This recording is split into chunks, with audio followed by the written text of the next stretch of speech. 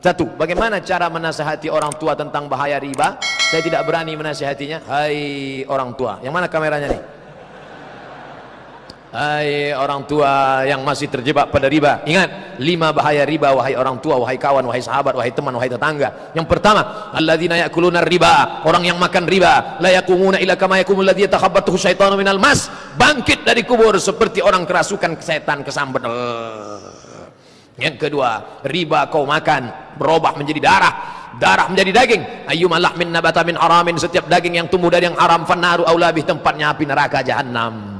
Yang ketiga, riba kau makan, lidahmu makan riba, lalu kau berdoa, Allahumma hadina fi man hadait, doamu tak dikabulkan. Kenapa doamu tak dikabulkan? Mat'amuhu haram, makanannya haram, masrabuhu haram, minumannya haram, malbasuhu haram, uang haram, beli pakaian haram, wa ghudhiya bil haram, anak istri dikasih makan haram.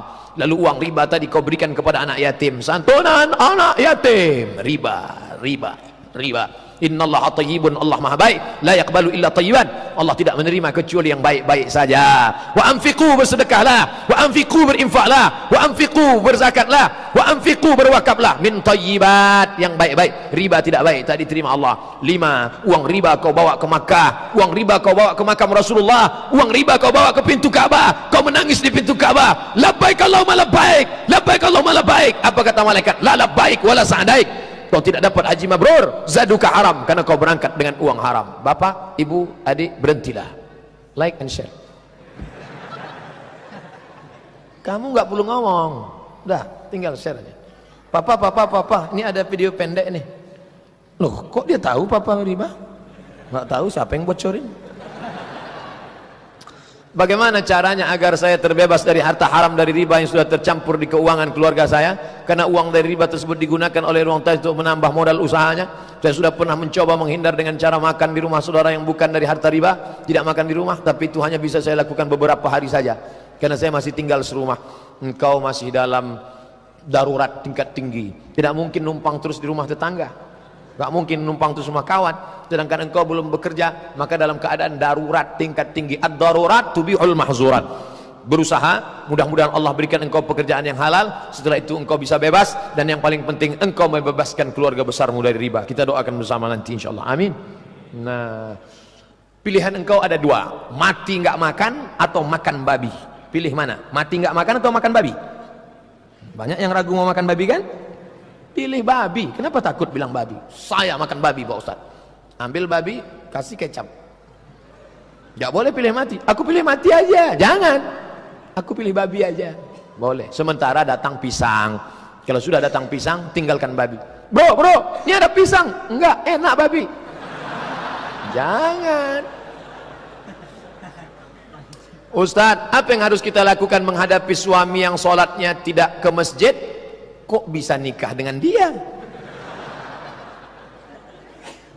Kalau kita kasih tahu dia marah. Hai suami-suami yang tidak juga ke masjid, ingat, suami yang soleh adalah suami yang sholat di masjid, sedangkan suami yang sholat di rumah adalah suami solehah.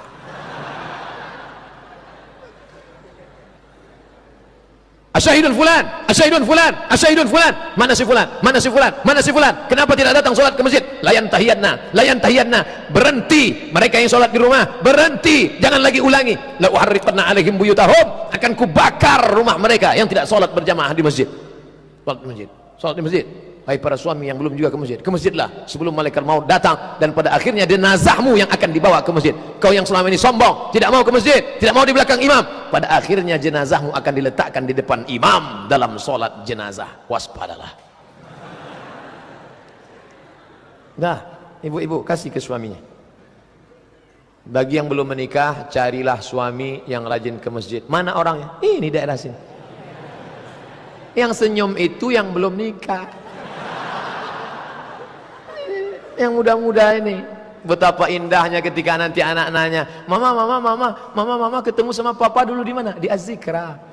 Acara apa? Acara pengajian Arba'in Nawawi Ustaz Somad waktu itu pagi Jumat tanggal 23 Ramadan tahun 1439 Hijrah. Masya Allah. Gimana cerita detailnya Pak? Waktu kami turun ke bawah, tiba-tiba sendal mama hilang. Akhirnya pas lagi nyari sendal, benturan dengan kepala papamu. Masya Allah. Selanjutnya, off the record. Ketemu di masjid. Setelah itu akad nikahnya di mana? Di masjid.